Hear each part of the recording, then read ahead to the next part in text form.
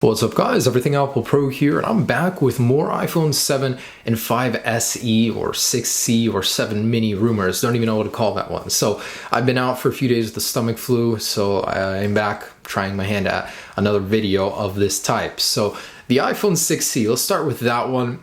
There's a new rumor that it's going to be called the 5SE, and it really doesn't make sense to me because at this point, we're far past the 5S, 5 models, and now for Apple to call a new version of an old version of a phone, I don't know. It's such a mess. At this point, I'm more curious to see what Apple's going to call this thing more than what's going to be inside of it, because everyone's saying different things. But the 5SE, the logic behind that, basically the SE stands for Special Edition. It's an upgraded iPhone 5S model in 2016 that looks like an iPhone 6. In my opinion, I think it'd be nice to call it maybe an iPhone 6C. It's just the simplest name for it.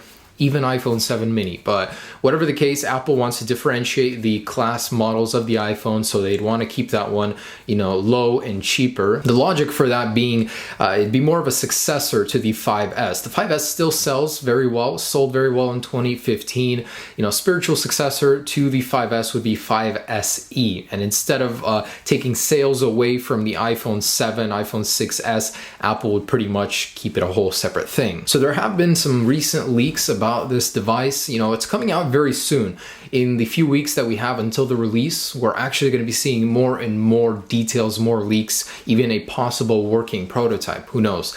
But there have been leaks. Some of them have been proved to be fake, but most recently the picture showing the iPhone 5 SE next to an iPhone 5, I'm actually very surprised. It looks very genuine, and the proportions of the buttons, the size, to me, they look great. And overall, it was discussed that this thing could very well likely be a leak of the 5SE. So take a look at that. Looks just like an iPhone 6, honestly. So the naming 5SE just doesn't add up to me. I would rather have it be a 6C, cheaper version, smaller version of the iPhone 6, which it looks like very clearly. And the curious thing about it, the reason why this to me seems genuine is look at the lamp in the reflection. So when the iPad Air, the original one, was leaked, they used the same lamp in the leak photo. So kind of curious about that. It does add up, these little things, so very well could be the new iPhone 5SE. So the KGI analyst that previously predicted the 5SE or 6C, whatever it's called,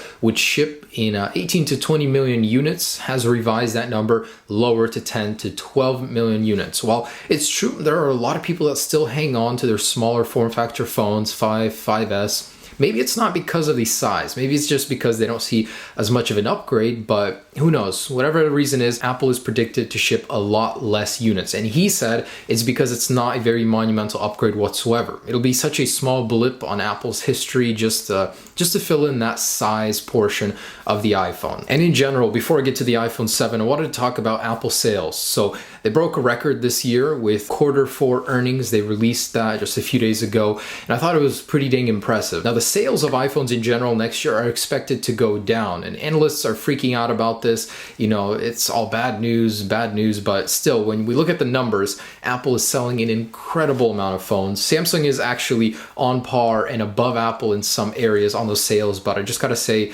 props to Apple. They really know how to market and sell their phones. And if you're planning on investing in Apple, rumor has it that in the second portion of 2016, their stock is supposed to go up 50% in expectation of the iPhone 7. I'm not invested with Apple, but I thought that was very interesting for anyone that wants to be. So the iPhone 7, what do we know about it in a nutshell real quick? Well, it could be thinner thanks to some new technology that could allow for that. Could very well be waterproof or water resistant. Apple's been granted a lot of patents for those technologies. It could have better speakers, to make up for the fact that it will have no headphone jack. It's so very likely to happen. A lot of people don't believe it, but get ready for the future, guys. Apple's going to be bringing it in. Of course, it'll be faster, and the 7 Plus could feature 256 gigabytes of storage and 3 gigabytes of RAM. So in a nutshell, that's what the 7 and 7 Plus look like. Now, latest rumors basically detail that new camera setup. In my last video, I talked about the dual lens camera setup, and I thought it was an incredible idea because of all the technology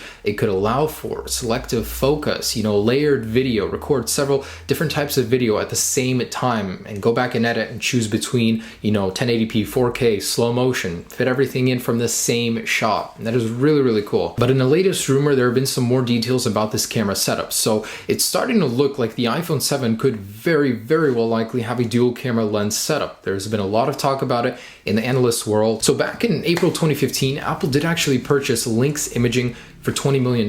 Basically, this company specializes in multi-aperture camera equipment. Basically, separate camera modules in the same little module, allowing for all this technology to happen. And I think Apple could very, very well likely implement this in the iPhone 7. And there's some new details about what you can do with this dual camera setup. So for one, thinner phones and non-protruding camera lenses. It's a bottleneck. When phones get thinner with time, the camera can't catch up because in order to keep the camera quality, you can't shrink it. There are lens elements inside of there that just need a certain amount of space. Well, with a dual camera lens setup, you can easily shrink that module while retain the quality and even enhance it. Two, DSLR camera-like quality. Now, I cannot tell you how many times we've heard, phrases like this with Apple. Console quality, graphics on the phone. Apple's always been overhyping the details, but DSLR quality camera sounds really cool. Will it actually live up to the hype? Who knows? But there's actually some details, some photos that compare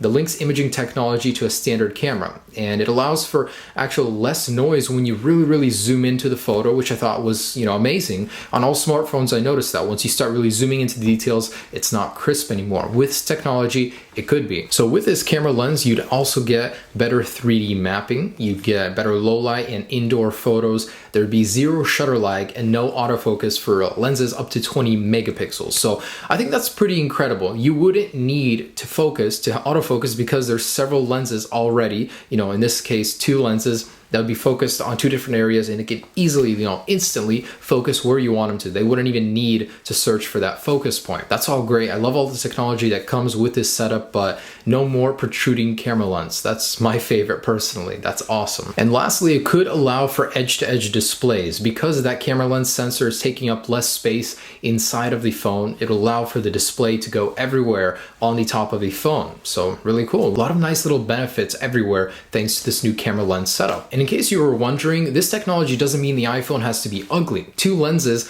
as you can see in a couple renders, doesn't actually look particularly bad. And there's one I'm working on with a friend, and we're doing the same setup with 2 camera lenses. I think it looks pretty dang good, and it doesn't have to look ugly. Just because it's different doesn't mean it has to look ugly. Now, in the case that it doesn't happen, there's another patent that was granted very recently that was filed back in 2013, spherically curved photo sensor. So it's basically another lens added in order to make the entire camera sensor smaller. So if Apple doesn't have a dual setup sensor, there's a new patent that would allow them to make a camera lens sensor that would basically be thinner and wouldn't protrude anymore either way. So either we get that nice fancy tech with dual lens, or we still get a flat back on the iPhone with no protruding camera lens thanks to this patent. So that's just about it. A couple little details on the iPhone 7 and the 5 SE. Now, I'm not very excited about that one, but I'm still excited to see what we can get out of a cheaper iPhone, the capabilities of it. So thanks so much for watching, guys. Be sure to check out the last video. I did talk a lot about the camera lens capabilities beyond, this basic stuff. There's a lot of software stuff you can do with it that you couldn't previously on the iPhone 6S or previous iPhones. So thanks so much for watching, guys. Have a great day. Stay tuned for any new details about these phones. Peace.